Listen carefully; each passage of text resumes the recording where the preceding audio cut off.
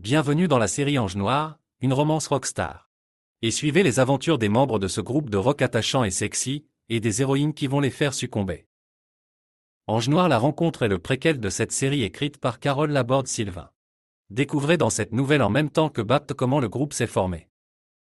Ce texte est lu par Alain et Margot. Chapitre 1. Elena.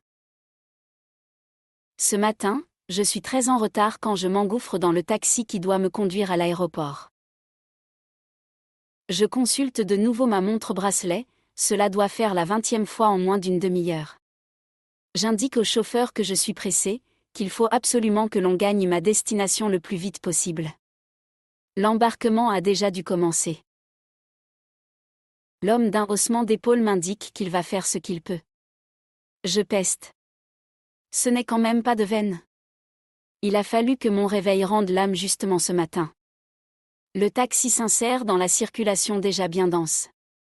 On est en pleine heure d'embauche. Le périphérique toulousain n'est pas encore saturé. Il s'en est fallu de peu. Nous roulons, moins vite qu'à un autre moment de la journée, mais au moins on avance.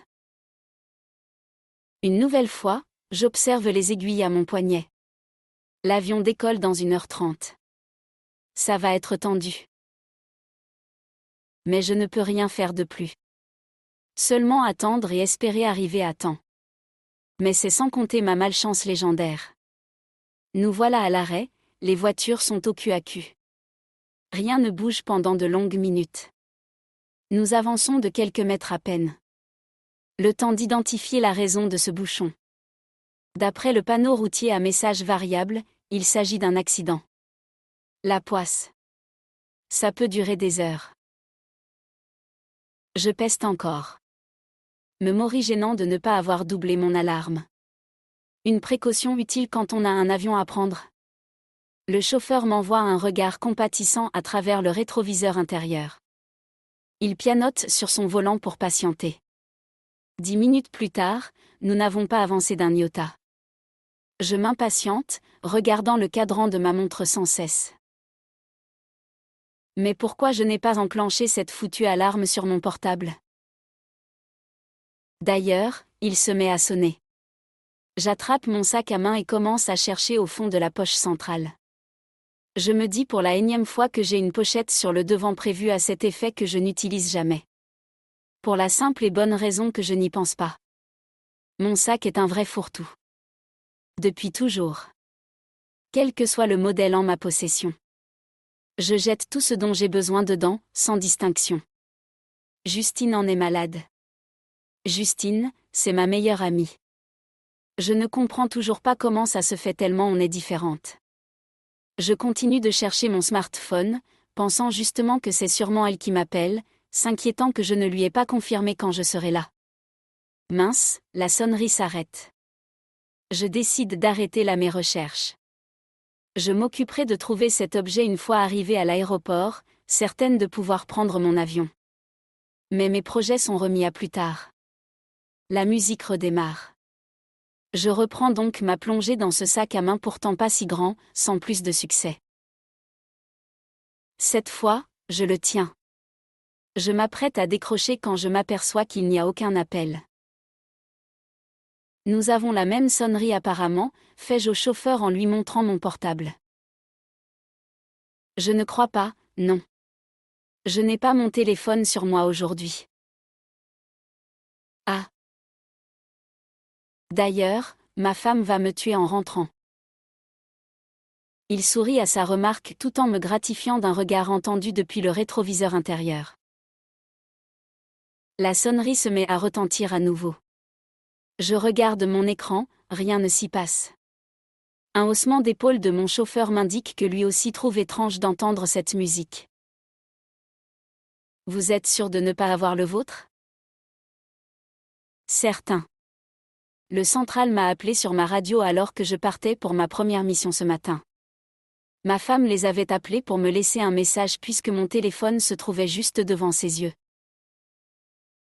Ok. Donc si ce n'est ni le vôtre, ni le mien qui sonne, il doit y en avoir un autre dans cette voiture. Bien vu Sherlock. Il rit de sa référence. Pas moi. Je range, oui, c'est du rangement, mon smartphone dans mon sac avant de rejeter ce dernier sur la banquette, à côté de moi. À peine l'ai-je lâché que la musique reprend. Ce satané mobile recommence sa litanie. Puisque nous sommes à l'arrêt, je détache ma ceinture pour rechercher dans l'habitacle cet engin de la mort. Rien dans les vides poches, rien sous les sièges. Je me relève légèrement pour passer ma main sous mes fesses, bien que je sois convaincu que s'il s'était trouvé sous mon postérieur, je m'en serais tout de même aperçu. Sans surprise, il n'y a rien non plus de ce côté-là. Le chauffeur me demande de me rattacher, ça bouge devant nous. Je m'exécute alors que les notes s'élèvent encore. Comme moi, son propriétaire n'a pas jugé utile de choisir un titre du moment pour ses appels. Je me promets de le faire sur le mien au plus vite. Mais pour l'instant, l'urgence est d'éteindre cette foutue musique. Je soulève mes affaires, mon manteau, puis mon sac et enfin je le vois. Mes yeux se posent sur le mobile qui se trouvait juste en dessous de ma besace. Si l'appareil est de la même marque que le mien, un Samsung, le modèle est plus petit. Je le laisse sonner en le fixant, n'osant finalement pas m'en emparer. Je le regarde encore alors qu'il s'est tu. Pour reprendre de plus belle la seconde suivante. Vous devriez décrocher, me signifie le chauffeur de taxi, rompant ainsi le silence dans lequel il s'était enfermé le temps de mes recherches. Je ne peux pas. Je lui souris m'excusant de ce vacarme qui visiblement ne va pas cesser et dont je ne suis aucunement responsable. Quand le téléphone s'arrête enfin, je prends précautionneusement l'appareil et le tends au chauffeur. Que voulez-vous que j'en fasse, me dit-il en croisant mon regard dans le rétroviseur. Je ne sais pas moi, le rendre à son propriétaire peut-être ? Un haussement d'épaule pour toute réponse et l'homme se recentre sur la circulation qui semble enfin se décider à se débloquer. Nous roulons à 20 km/h, de ce que j'aperçois du compteur, on est loin de l'excès de vitesse mais au moins nous avançons. Et ce satané smartphone qui se remet à sonner alors que je l'ai toujours en main, un numéro anonyme qui insiste lourdement. Je refuse l'appel avant la fin de la première sonnerie, souhaitant par ce geste décourager la plainte. Évidemment, ce n'est pas l'effet escompté qui se produit puisque la sonnerie retentit à nouveau. Sous le regard exaspéré du chauffeur de taxi, qui n'apprécie pas le thème de sonnerie choisi à l'évidence, je me résous à répondre. Allô ? Aboie la voix masculine à l'autre bout du fil. Ravi de vous entendre également, réponds-je, agacé. Chapitre 2. Elena. Pardon, en fait c'est mon téléphone que vous avez entre les mains. Vous l'avez oublié dans un taxi dans lequel je suis actuellement. Vous serait-il possible de nous retrouver pour que je le récupère ? C'est mon outil de travail, se justifie-t-il. Cela tombe mal, je prends l'avion dans 1 heure. Enfin, si j'arrive à temps à l'aéroport, finis-je pour moi-même. À l'aéroport ? Incroyable. J'y suis, j'attends mon vol et appelle depuis le café juste à côté de la porte d'embarquement. Je suis déjà très en retard, je ne suis pas certaine d'avoir le temps, je suis désolée. Un blanc me répond comme si mon interlocuteur réfléchissait. D'ailleurs, il reprend alors que mon chauffeur s'extasie. Nous avons dépassé l'accident et la circulation se fait de nouveau plus fluide. Mon avion décolle à 10h05, porte 61, m'indique l'homme de l'autre côté du combiné. Le mien est à la même heure, enfin, si je l'attrape. Vous prenez un vol pour Paris ? En effet.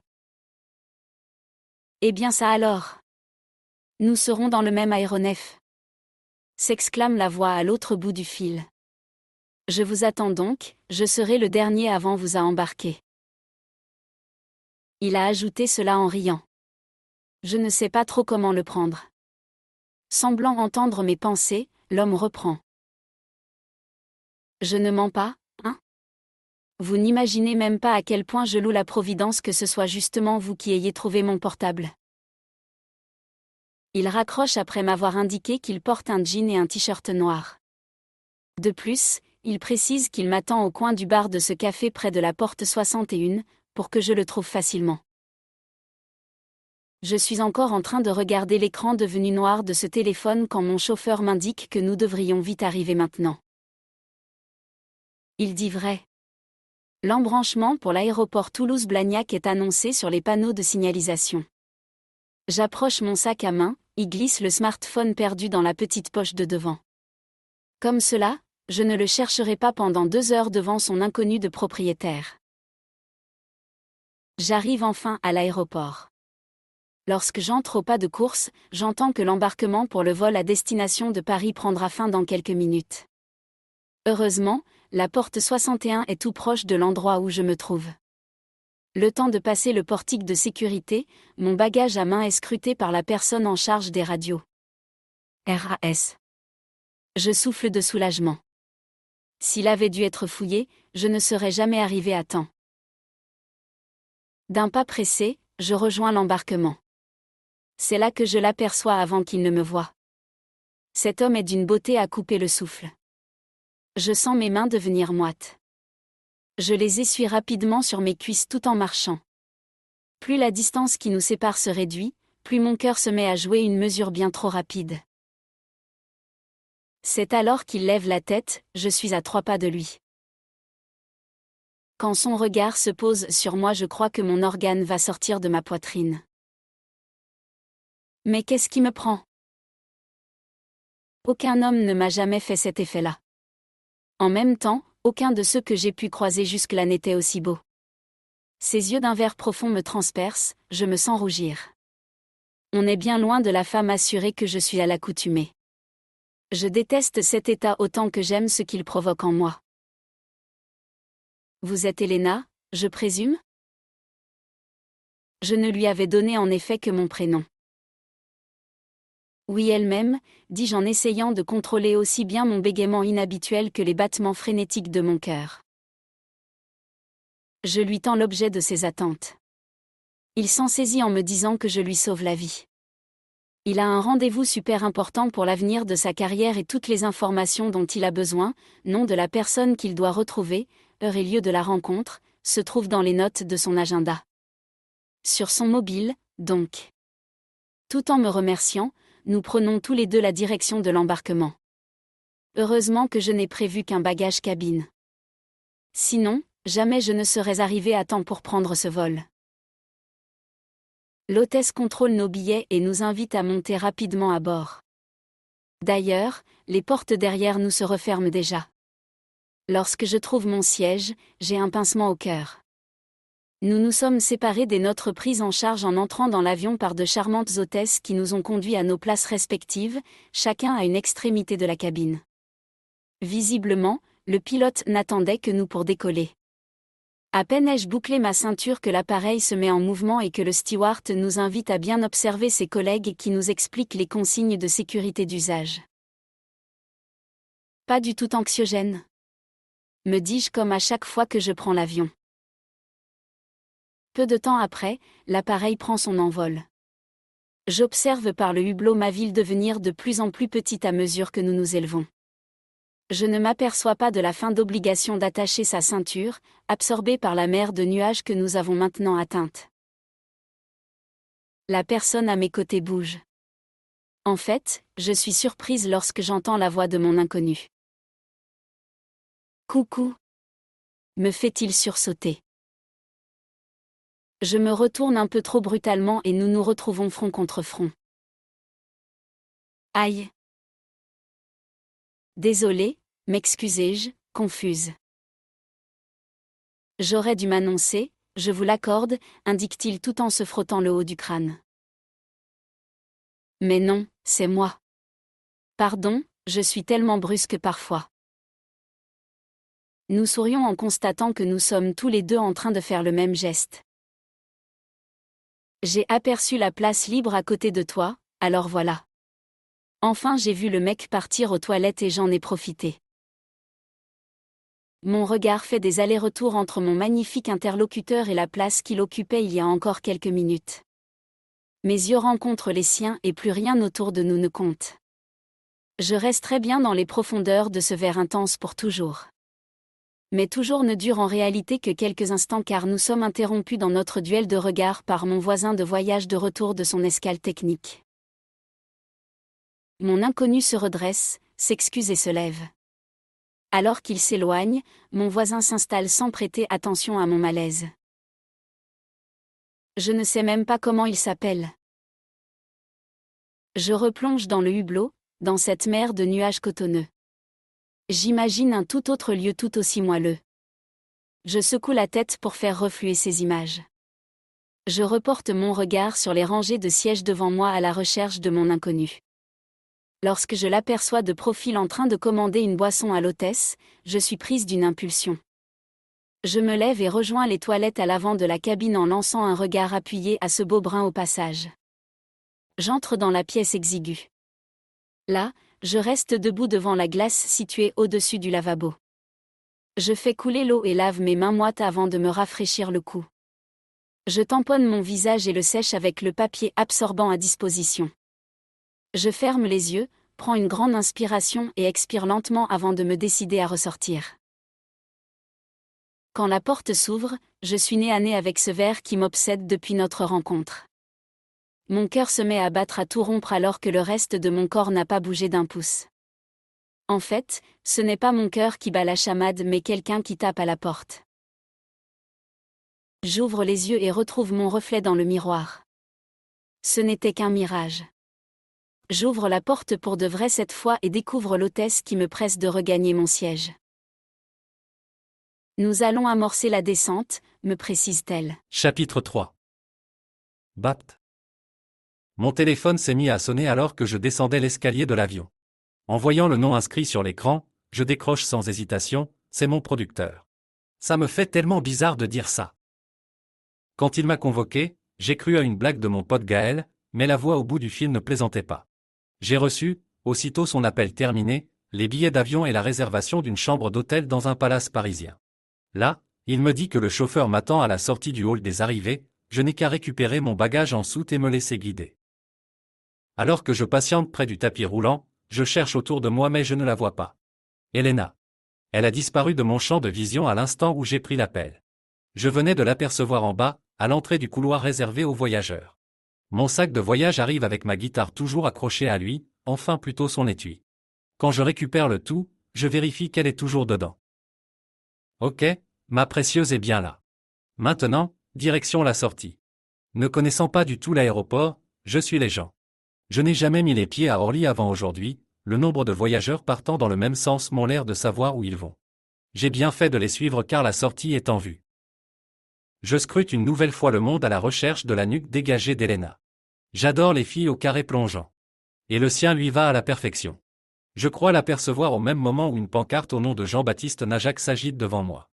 J'aurais aimé la revoir une dernière fois avant que ma vie ne change pour toujours. Je rejoins à contre-séance le chauffeur que l'on m'a envoyé. Et alors que je monte dans la voiture, je sens un regard sur moi. Je lève la tête et aperçois ses magnifiques yeux en amande, d'une teinte marron emplie de chaleur. Nous restons un instant les regards fixés l'un à l'autre avant qu'une jeune femme lui saute dessus. Elle décroche la première de notre duel silencieux et elle s'engouffre dans la voiture. Une superbe berline, une Audi, rien que ça. Je ne réalise que maintenant tellement j'étais subjugué par ce regard pénétrant. La S4 est l'un des modèles de mes rêves. Cette bagnole est juste magnifique. Le chauffeur prend mon bagage et le dépose dans la malle avant de m'ouvrir la portière arrière pour que je m'installe. Mon conducteur prend place à son tour sans un mot. Nous démarrons et nous retrouvons vite dans la circulation parisienne. Bienvenue, monsieur Najac. Antonio, pour vous servir. Nous arriverons d'ici une demi-heure environ. Tiens, il parle en fait. M'amusais-je mentalement? Très bien, merci. Nul comme réponse mais c'est tout ce qui me vient. Je ne suis pas d'un naturel très bavard. Toutefois, il continue en m'indiquant les monuments que nous apercevons pendant le trajet. Mes yeux suivent les directions qu'il me montre jusqu'à ce que nous stoppions rue de Turenne devant une immense porte en bois. Nous sommes à 2 pas de l'hôtel Colbert, termine Antonio, mon chauffeur. Il m'en indique la direction. Je n'ai pas le temps ni de regarder vers l'endroit qu'il pointe, ni de poser la main sur la poignée que ma portière s'ouvre. Une jeune femme élégante dans son tailleur marine me sourit. Bienvenue, monsieur Najac, nous vous attendions. Je jette un œil à Antonio qui n'a pas bougé. Ne vous inquiétez pas de vos bagages, vous les retrouverez tout à l'heure dans votre chambre d'hôtel. Suivez-moi, je vous prie. Une nouvelle fois, je me laisse guider par les événements en jetant tout de même un coup d'œil en arrière vers l'Audi qui s'est déjà réinséré dans la circulation. Quand j'entre dans le bureau de mon producteur, je m'aperçois que je ne suis pas le seul à avoir été convié. Nous sommes 6 en comptant la femme qui me précède. Bientôt plus que 5 puisque M. Philippe Caraba la remercie et lui demande de nous apporter du café. Il m'indique une place sur l'un des 2 canapés qui font face à son bureau où siègent déjà 3 autres hommes d'accent grave peu près mon âge. Jean-Baptiste Najac, voici Jérôme Rostand, Mathieu Perrin et Olivier Blanc. Messieurs, nous sommes maintenant au complet, nous pouvons commencer. Chacun d'eux fait un signe de tête à l'évocation de son nom en ma direction avant de reporter son attention sur le producteur. Ce dernier reprend et nous expose la raison de notre présence dans ses bureaux. Comme je l'ai dit à chacun de vous, lors de nos échanges précédents, je cherche le nouveau groupe de rock qui va enflammer les salles. Si je vous ai choisi, c'est que chacun d'entre vous a un talent exceptionnel et je pèse mes mots, mais que celui-ci n'est pas exploité à sa pleine mesure. Si vous êtes ici, c'est aussi que vous en avez pleinement conscience. Je ne vous apprends donc rien là-dessus. Parce que vous pensez faire de nous les nouveaux Beatles peut-être ? Intervient Jérôme. Non. Vous allez être encore meilleur que ça. Ben voyons, fait Mathieu dont le scepticisme transparaît par tous les pores. Je n'ai besoin de personne, moi, je remplis toutes mes salles. Des salles de 500 personnes, le coupe Monsieur Caraba. Je vous propose de passer à la vitesse supérieure, de remplir des zéniths, des stades, à chacune de vos apparitions, de faire de vous le groupe incontournable de la scène rock pour au moins les 20 prochaines années. Si cela ne vous intéresse pas, vous êtes libre de vous en aller, Monsieur Perrin. Nous nous regardons tous les 4. J'imagine que chacun se pose la même question que moi: comment faire de 4 personnes qui ne se connaissent ni d'Adam ni d'Ève, un groupe de rock uni, viable et durable ? Car c'est bien connu, tous les groupes qui ont percé sont à la base et à ma connaissance une bande de copains quand tout commence. Je sais ce que vous vous dites, reprend le producteur un peu dingue, mais si vous me faites confiance, ça va marcher. Les cafés arrivent juste à cet instant. J'avoue en avoir besoin, malgré les 3 expressos que j'ai bu à l'aéroport en attendant qu'Elena me rapporte mon portable. Elena, mes pensées dérivent vers cette jeune femme qui m'a troublé bien plus que toutes celles que j'ai pu fréquenter. Pourtant, je ne la reverrai sûrement jamais. Olivier, resté silencieux jusque-là, prend la parole. Ok, il est peut-être temps que nous nous présentions si nous devons passer les 20 prochaines années ensemble. Le producteur esquisse un sourire avant que le jeune homme reprenne. Donc moi, je suis Olivier Blanc, batteur de mon état. Et franchement, remplir des zéniths, j'avoue que ça me tente bien les gars. Moi, c'est Jérém, enchaîne Jérôme, enfin Jérôme Rostand. Ouais je sais, pas de vanne, j'en ai assez reçu depuis que je suis gosse. Edmond n'est ni mon grand-père ni un membre de ma famille. Ok ? Bien.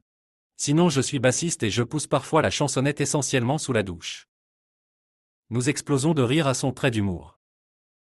Ok, moi, c'est Mathieu, Matt pour les intimes. Je suis chanteur bien que j'ai commencé par le piano, une lubie de ma mère. J'ai voulu lui faire plaisir mais finalement, mon meilleur instrument est ma voix. Enfin, je joue un peu du synthé aussi. Et je suis plus que partant pour que nous soyons les nouveaux Beatles. Je reste silencieux, incapable de ne pas comprendre ce qui se passe. Enfin s'il se passe vraiment ce que je crois. Une sorte d'alchimie se crée déjà entre nous alors qu'il y a moins d'une demi-heure, nous ne nous étions jamais vus. Je tourne la tête vers le producteur et croise son regard. Tout a l'air de se dérouler comme il se l'imaginait. Jean-Baptiste Najac, guitariste et chanteur, fais-je en reportant mon attention sur mes nouveaux camarades de jeu.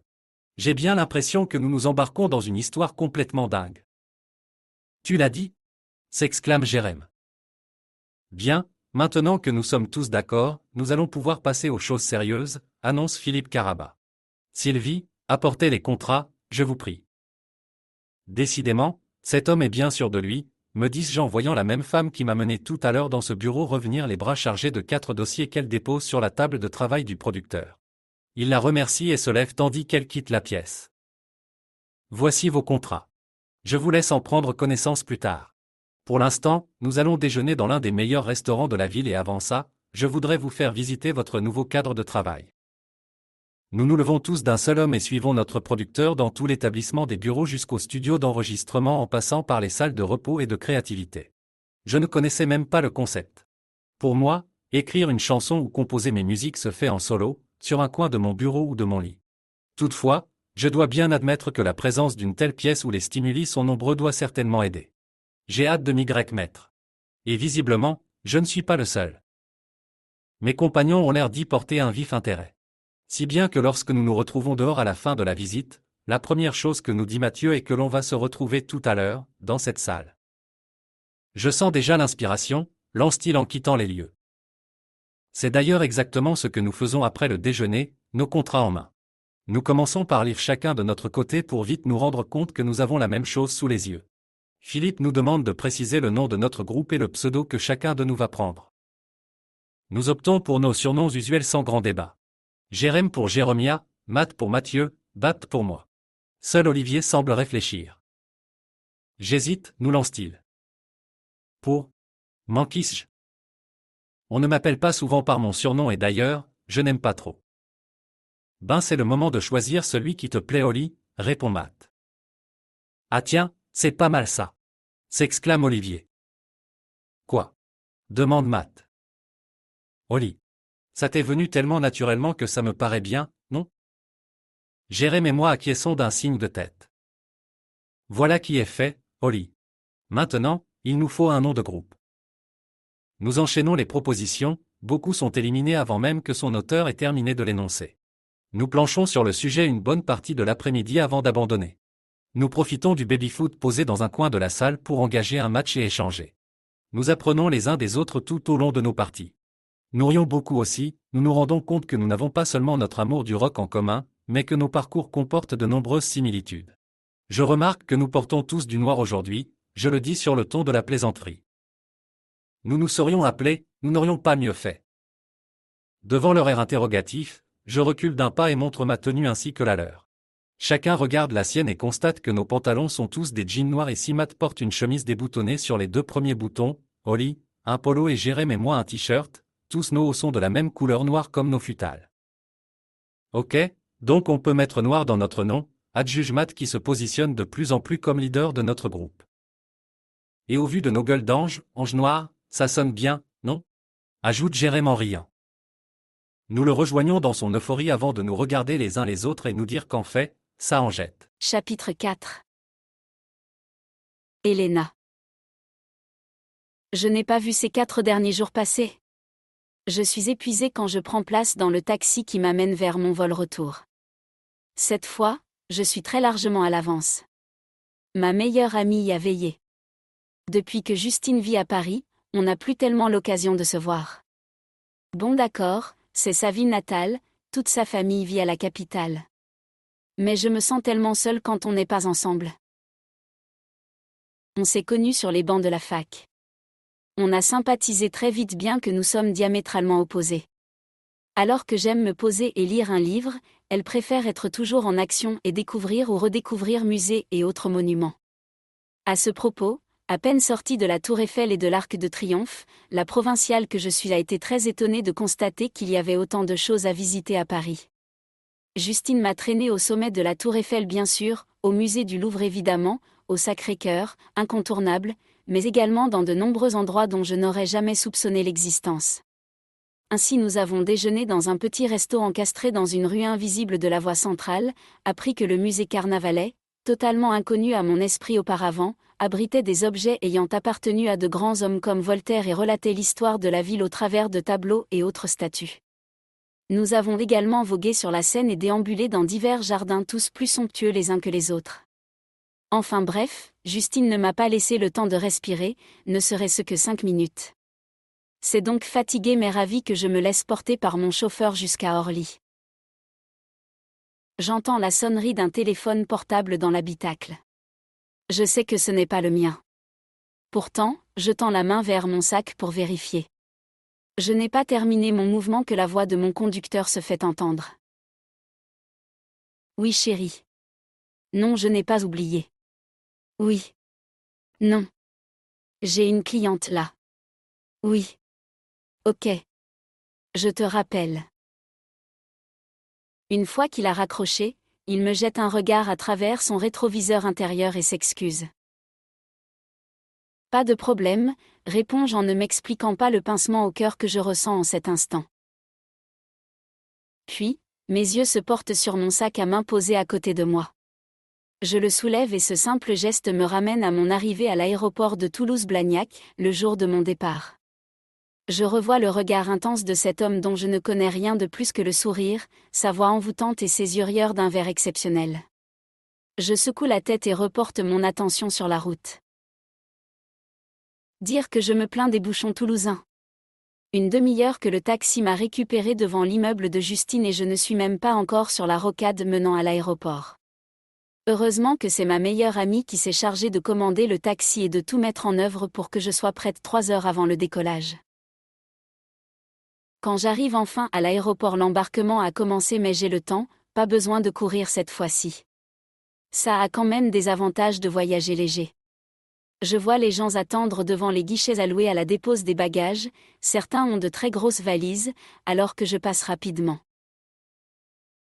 Avant de monter dans l'avion, j'envoie un message à Justine pour lui dire que l'embarquement prendra fin dans 1 heure, je suis largement dans les temps.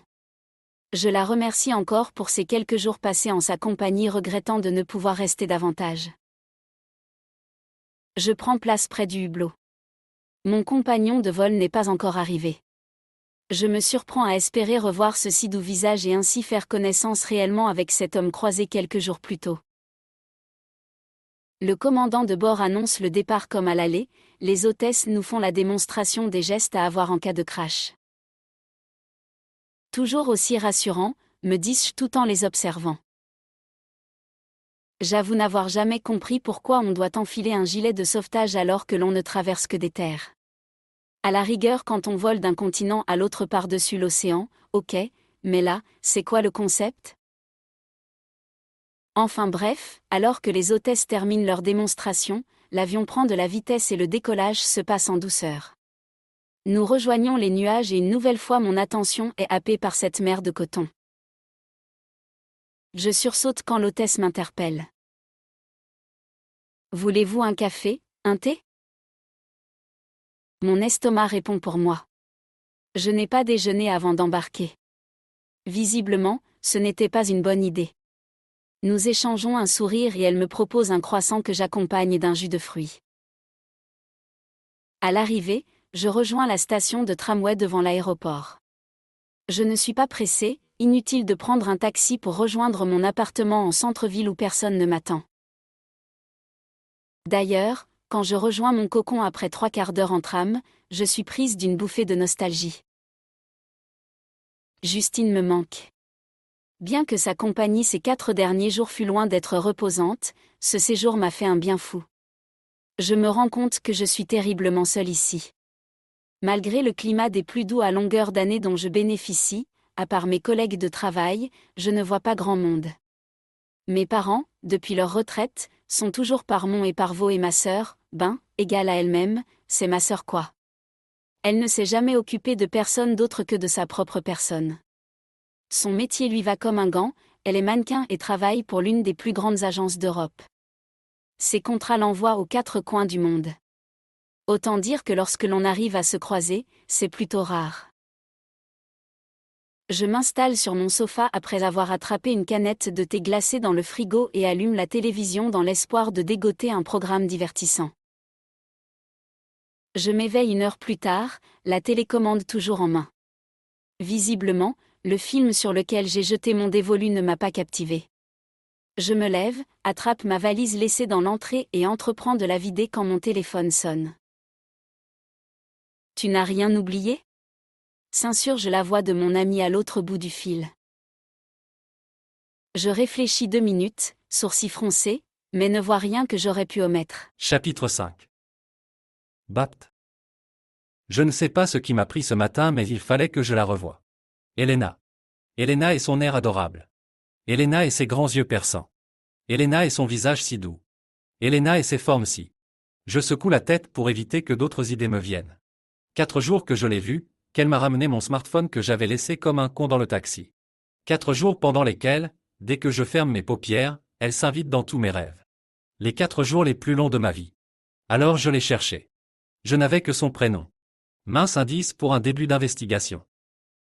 Pourtant, j'ai réfléchi au meilleur moyen de la retrouver. Le peu de mots que nous avons échangés ne m'a pas beaucoup aidé. Je ne sais rien d'elle. À part que rien que d'y penser, mon cerveau est en ébullition et mon cœur prend le rythme d'un cheval au galop. Me voyant ruminer dans mon coin, Jérém s'est intéressé à mon cas. En suivant ses conseils, j'ai cherché, fureté sur le net. Et merci les réseaux sociaux. Je l'ai retrouvé. La photo de profil de cette jeune femme m'a sauté aux yeux. Je n'ai pas eu à fouiller longtemps avant de tomber sur son compte. Elena S. Le prénom et la photo correspondent. Le dernier cliché qu'elle a posté date de la veille. Il la montre sur un balcon avec vue sur la tour Eiffel en compagnie d'une certaine Justine Martinelli. J'ai hésité un moment avant de venir jusqu'ici. Quelques heures. Enfin un jour entier. Mais me voilà maintenant devant la porte d'entrée de cette Justine avec mon cœur qui ne cesse de s'affoler. Il n'a pas été compliqué de trouver son adresse, la jeune femme n'est pas sur liste rouge et a bien mentionné son vrai nom sur les réseaux sociaux. Je lève la main plusieurs fois et la rabaisse tout aussi souvent avant de finalement appuyer sur le bouton faisant retentir une mélodie rock. Une petite blonde aux yeux bleus m'ouvre, le regard interrogatif. Je me présente et lui décline mon identité. Surprise, elle me laisse débiter mon histoire sur le pas de la porte avant de me faire entrer. Un café ? Me propose-t-elle tout en m'indiquant d'un geste la direction à prendre. Je ne voudrais pas abuser, réponds-je, hésitant. Un café, oui ou non ? J'acquiesce en la remerciant, conscient que ma démarche est quelque peu cavalière. Elle m'invite à entrer et à la suivre jusqu'au comptoir de sa cuisine ouverte. Le silence règne jusqu'à ce que nous nous retrouvions tous les deux avec une tasse fumante entre les mains. Alors ? Me demande-t-elle sans plus de préambule. Alors, je n'ai pas grand-chose de plus à vous dire. Enfin, je pensais trouver Elena ici et j'avais prévu tout un scénario pour expliquer ma venue. Je ne sais pas par où commencer. Elle m'observe un moment. Son expression figée ne laisse rien paraître de ce qui se passe dans sa tête. Et si on faisait comme si j'étais Elena ? Lance-t-elle au bout de quelques minutes.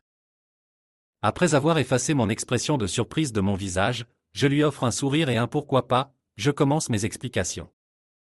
Quand j'en termine, Justine ne me dit pas grand-chose. Elle semble réfléchir et, au vu de son air, je ne saurais dire si c'est bon ou mauvais. Je bois mon café en n'osant pas la fixer. Les secondes s'égrènent au rythme de la trotteuse de ma montre, cadencées comme le sont les battements de mon cœur. De longues minutes sans qu'un seul mot ne sorte de sa bouche. Puis, au bout d'un instant, elle me dit. Ok. Ne bouge pas d'ici. Je reviens dans un moment.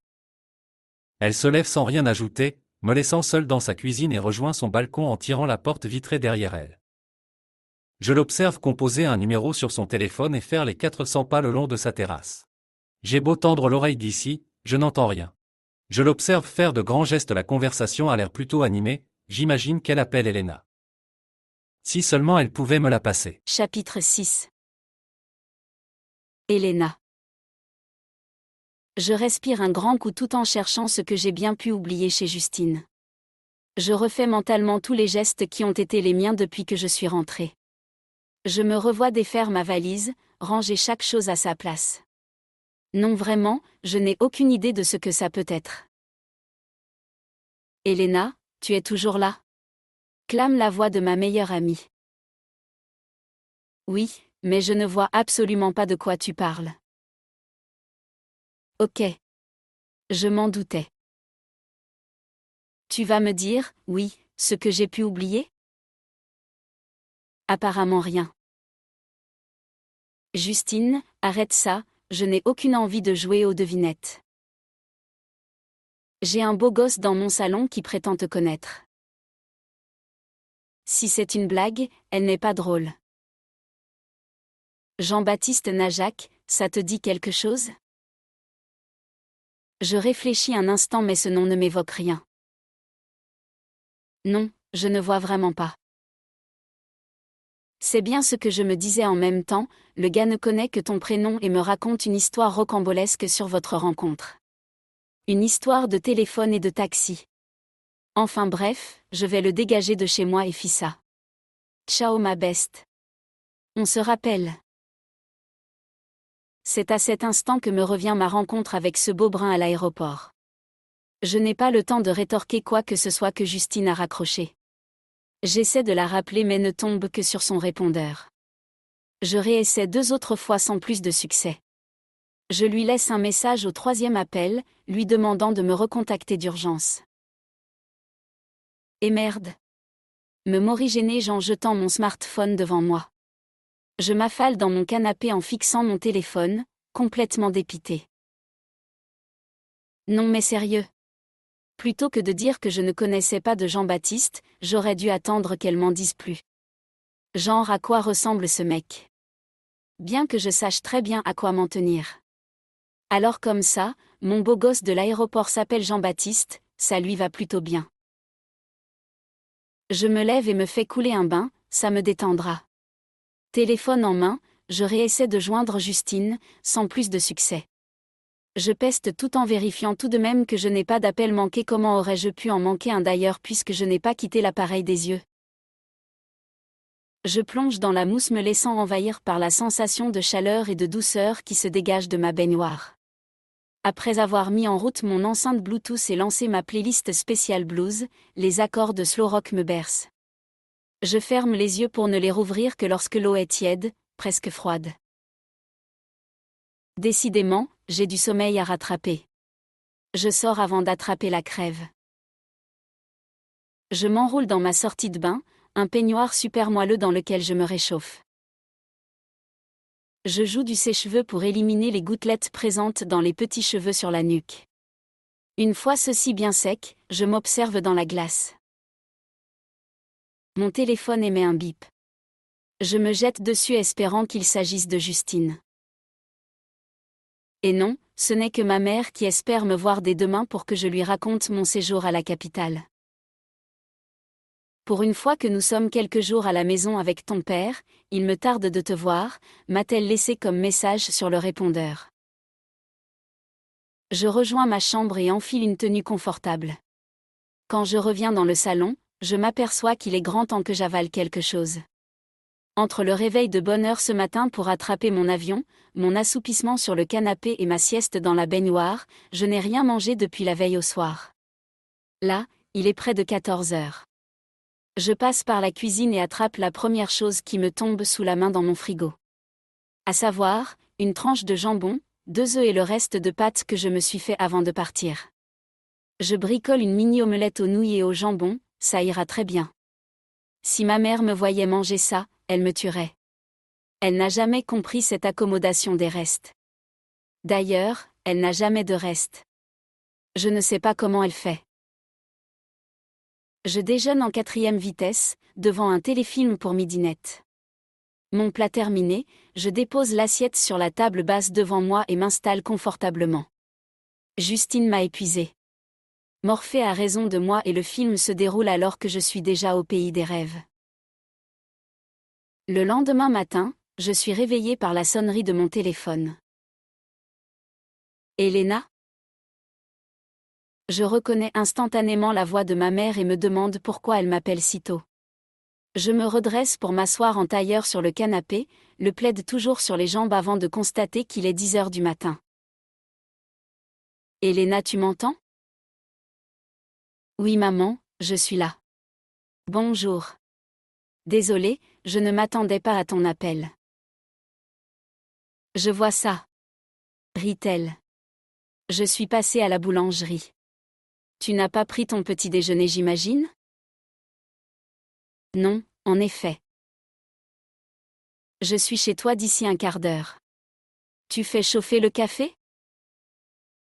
J'adore ma mère, mais un rapide coup d'œil à l'espace qui m'entoure et je me lève d'un bond. Je ramasse mon couvert, lave la vaisselle, passe un coup d'éponge à la cuisine et sur la table basse, plie mon plaid, range mon salon. Je me demande toujours comment j'arrive à mettre autant de désordre en si peu de temps.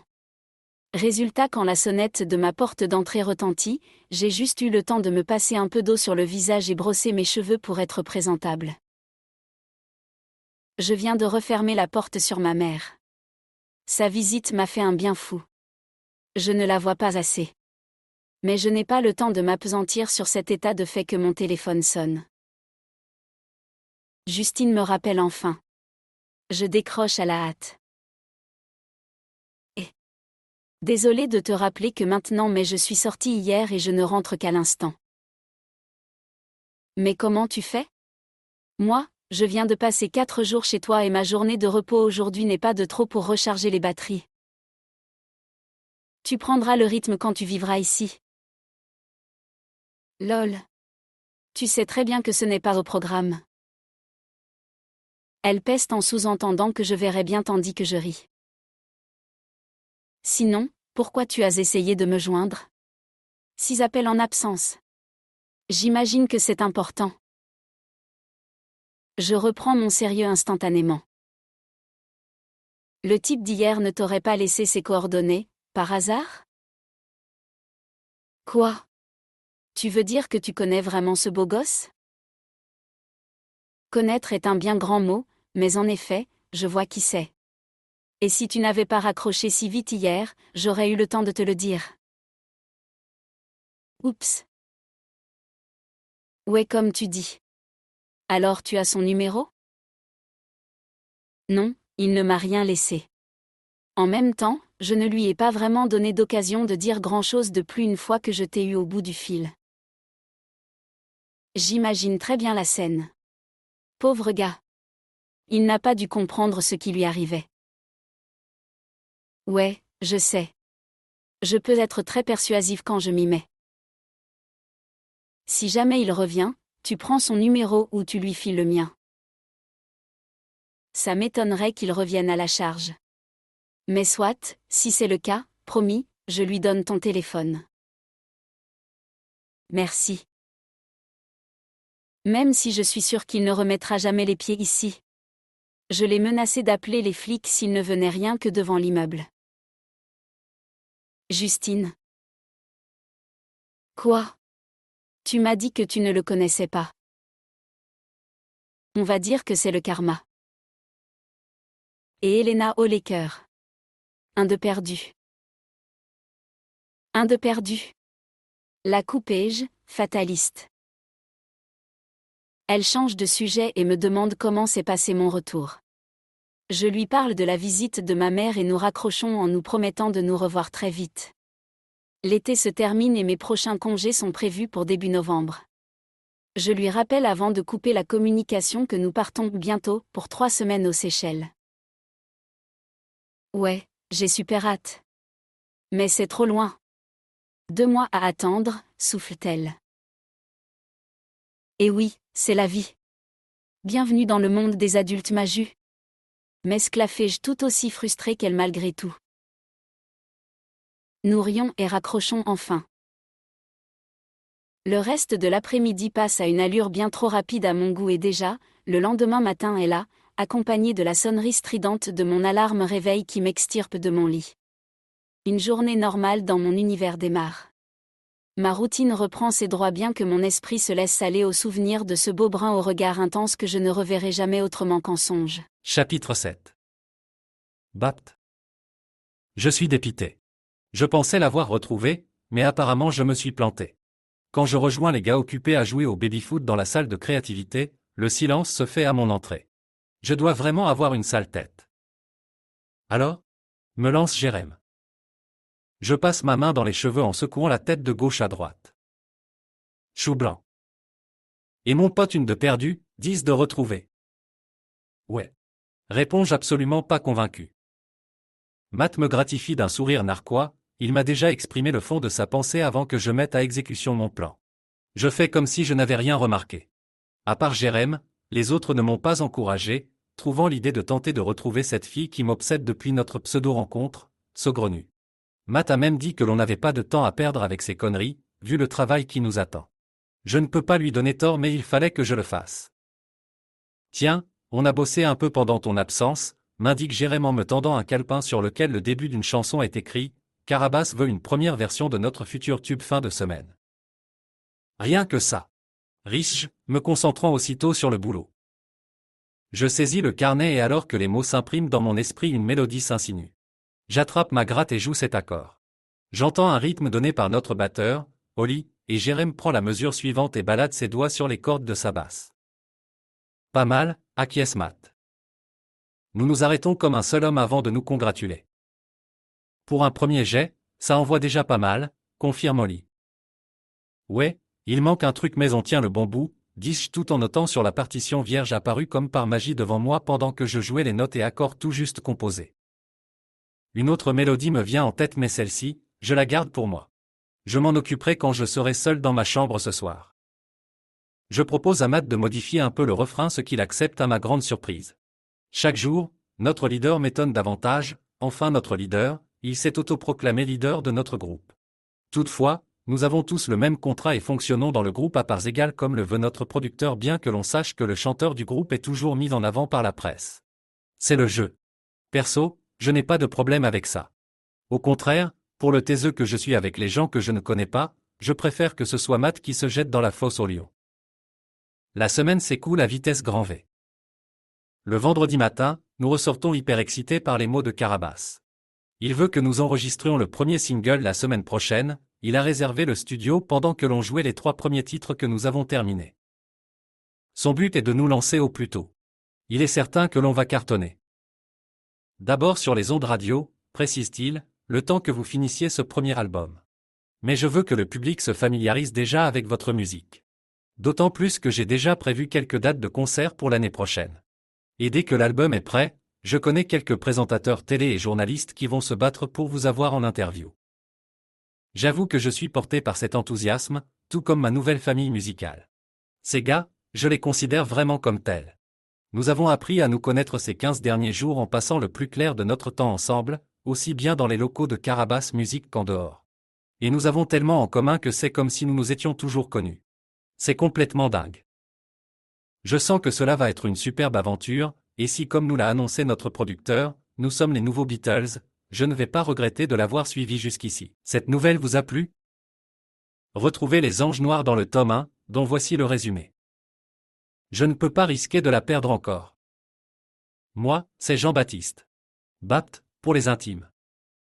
Il y a 2 ans, jamais je n'aurais imaginé faire partie des Anges Noirs. Ma vie se résume au rock et ces 3 mecs du groupe devenus mes meilleurs amis. Et j'adore ça. Je pensais avoir tout ce dont je rêvais jusqu'à ce que je croise son regard en quittant le Zénith de Toulouse. Comment ignorer ce signe du destin? Vais-je réussir à saisir cette seconde chance avec elle? Dans une ambiance rock, découvrez le premier tome des Anges Noirs. À très vite.